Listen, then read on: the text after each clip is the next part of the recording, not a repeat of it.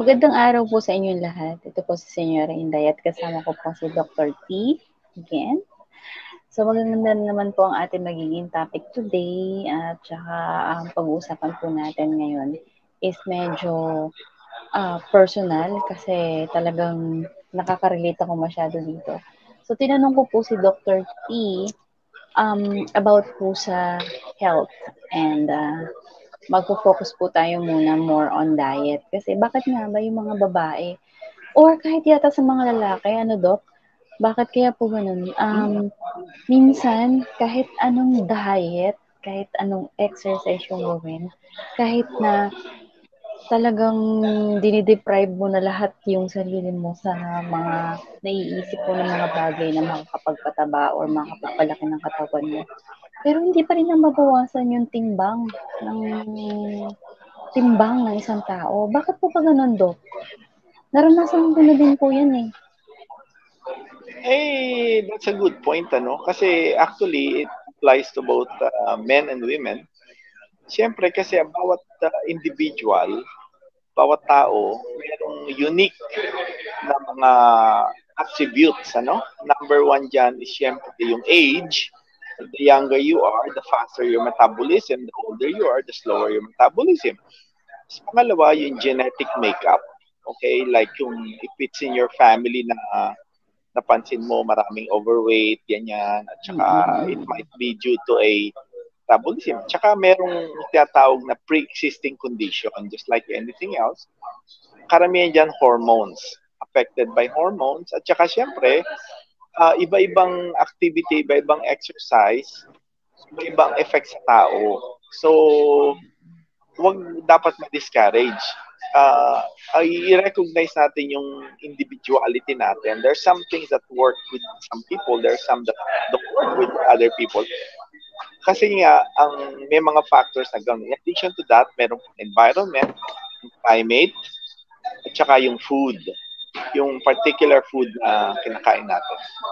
Kasi meron po kasi akong kaya ako naitanong din yan. Tapos nag-isip din ako kasi meron pong isang kilalang artista sa Pilipinas, si Bella Padilla, na nagsabi nga siya na meron siyang kondisyon na nahihirapan siya magpapayat. Dati ang ganda ng katawan niya, Dok. As in talagang siya, yung figure niya maganda. Tapos biglang napansin niya, siguro baka napasarap yung kain niya or meron siyang mga nagugustuhan na mga food na nakakapagpataba sa kanya lately. Napansin niya, lumalaki siya ng lumalaki. Tapos nung ginusto na niya ulit na bumalik doon sa dati niyang figure, hindi niya na maibalik. Kasi sabi niya nga, nagda-diet naman ako. Tinitingnan ko naman na yung mga kinakain ko. Nag-e-exercise naman daw siya. Pero hindi pa rin daw siya pumapayat. Kaya nga sabi ko, parang ako din ganun din eh. Ang dami ko ng mga pagkain na dinideprive para lang na tingin ko makakapagpataba sa akin before. Nahihirapan pa rin po ako mag-lose ng weight. Nag-exercise din naman po ako. Nahihirapan pa rin po akong mag-lose ng weight. Tapos po, parang narinig ko ang sabi ni Bella, may problema siya sa kanyang metabolism. Yun daw po yung assessment sa kanya ng doktor niya. Tama po ba yun? Tama yun. Kasi nga, pero yung metabolism ng bawat isang tao, it varies. May mga factors nga eh. Age, isa yon. Tapos pangalawa, yung mga hormones. Sa mga hormones, ang number one dyan, yung thyroid. Thyroid hormone. Yung T3, T4, yung thyroxine, tsaka yung iodothyronine. At saka may mga stress hormones, maraming leptin is one of them, mga bagong ngayon na nare-recognize leptin, at saka siyempre yung steroid natin sa katawan. Kaya may Cushing's, may mga problema sa metabolism na yung Cushing's disease, malalaking tao yun because nag-accumulate sila ng fat dahil nga sa hormones. Kasi may mga tinatawag na hormones na anabolic, meaning build ng build yon. And iba-iba ang hindi ko po pala even alam yun, insulin. ako. Even insulin, insulin at growth hormone effects. Hindi, sa tingin niyo po yung pagda-diet hindi applicable sa lahat. Hindi porket nag-diet ka, Hindi porket nag-exercise Hindi. ka, makukuha mo na kaagad yung figure na gusto mo or ano. Hindi, di ba? Ganun po ba yun? Hindi, Kala ko but kasi yun yung hindi. naano ko, Well, yun yung well, I think ang dapat i-focus ng tao is yung health nila. Okay? Kasi dapat hindi lang yung appearance na I want to be tsaka yung weight, lalo na yung weight, ano?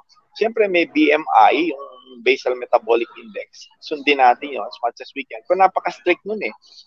Ngayon, ang importante is yung well-balanced diet, avoid stress, you know, we eat healthy foods, we don't eat junk foods, at saka activity. Lahat yun it's not because we want to look like a supermodel. Not everybody can look like a supermodel, right? But everyone could be healthy. Goodbye na pala sa mga chichirya ngayon. Goodbye na din ba sa mga chocolates? Ako naman, parang naisip ko lang, Doc, no?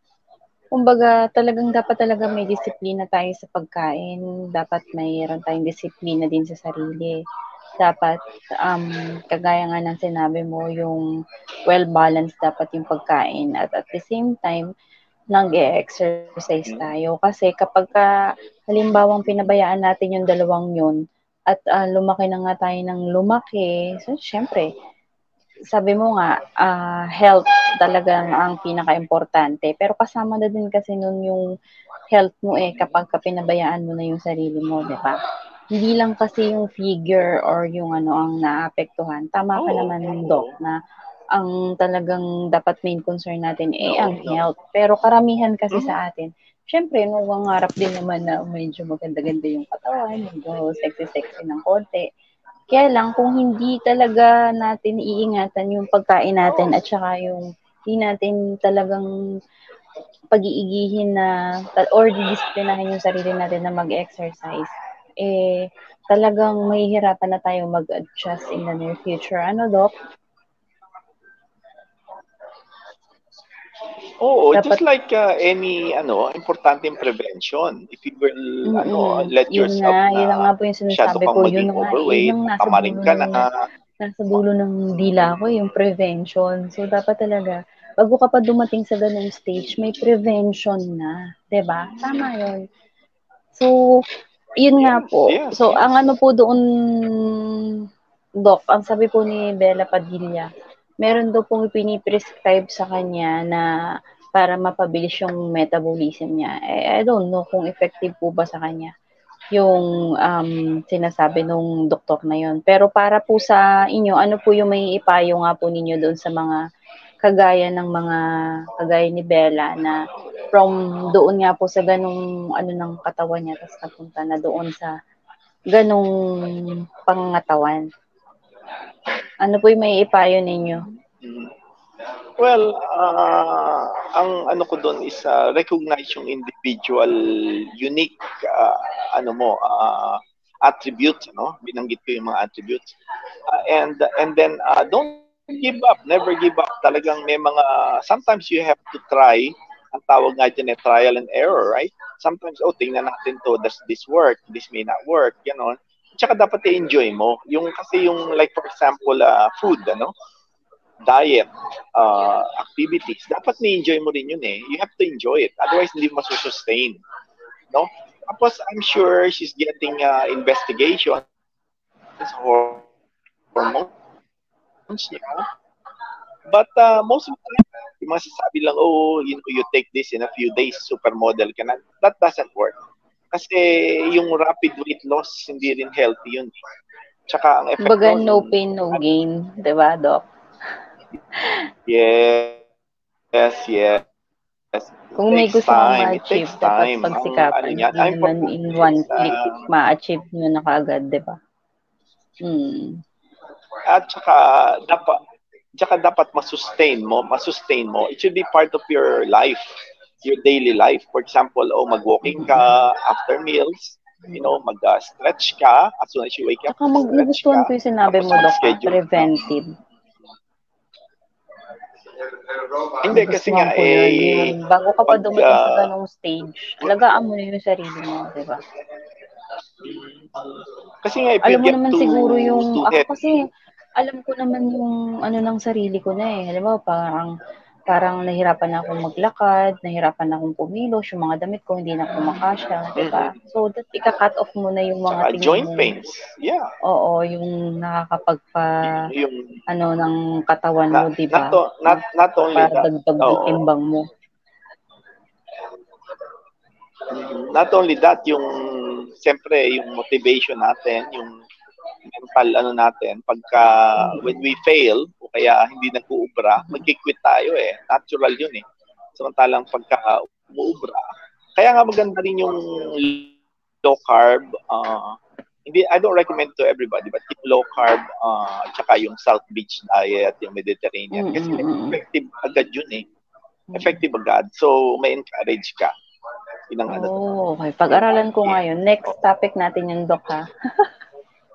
Sige. Next topic na yun, Dok. Ituro mo yan sa amin.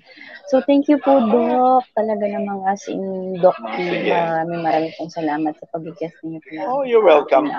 You're welcome. Glad to be of help. So, thank you so much.